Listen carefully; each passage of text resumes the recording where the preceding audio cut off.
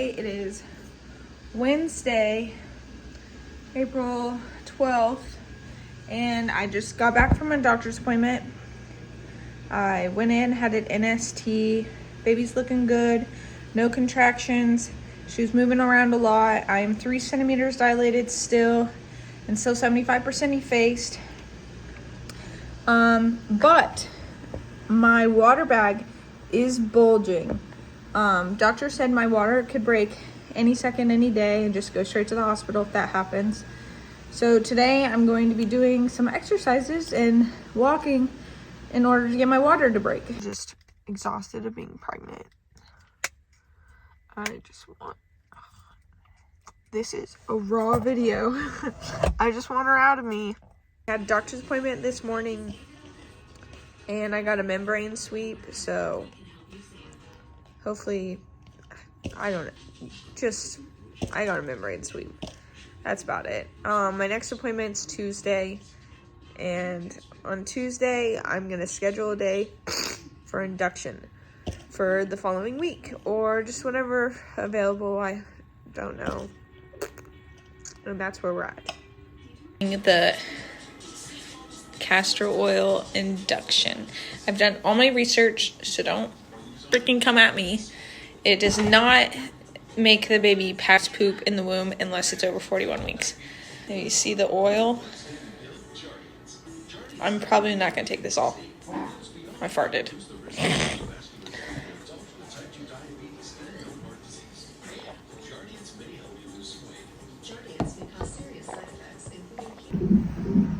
I'm having a baby. Is my mom sleeping? It's 12:42 in the morning, and I'm having a baby. Okay, update. I got drugs. I can't keep my eyes open because I feel like I'm like 12 White Claws deep. Oh my god. I feel like I'm on so many drugs.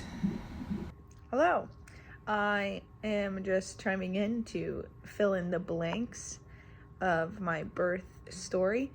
So yeah, on Sunday, that day that I ended up going to the hospital after taking 2 tablespoons of castor oil, I went to the park to go walk, and while we were at the park, my stomach started hurting so bad that I needed to go home immediately.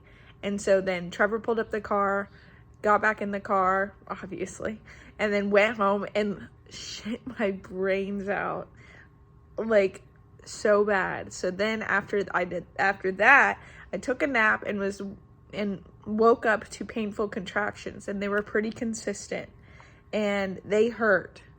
So then I took a bath, and while I was in the bath, I was like, Trevor, I think we need to go to the hospital. And so he was like, okay. And I continued to have painful contractions. And so then he took a shower. We got all of our stuff collected. Then we went to the hospital, and then we were in triage, and I was still 3 centimeters dilated, and my cervix was super soft, and they said it was ready. Like, her head's down there. She felt her head. And they were like, let's just see how the contractions keep going and see if it continues. So they had like those little bands on my belly, and then they told me to go walk. So then I went walking around the hospital. And then around we were there pretty late. We were there for 6 hours in triage. And then around 9 p.m., they actually came in to discharge me. And so then I got dressed, fully dressed, and then literally after I got dressed and we're waiting for them to come to bring us out to give us the discharge papers, the nurse came in and was like, actually, we are going to move you to L&D, labor and delivery, because we just saw a moment that for a bit Charlie was sleeping or something, and they just didn't like that. And the next day I was 40 weeks, so they were like, let's just take you to labor and delivery. And then the next day around 6 a.m. they started Pitocin, And then everything just kind of like happened from there. And then I started getting really bad contractions, and then I got like some drugs, as you can see in the next videos. And then, yeah, I only labored for 6 hours and pushed for 15 minutes and didn't feel a thing. Like, I didn't even feel the epidural.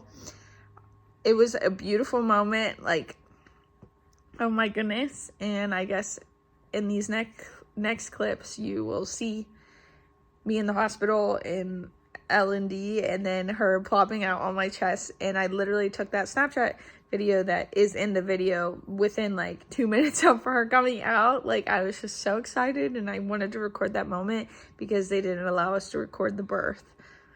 So yeah.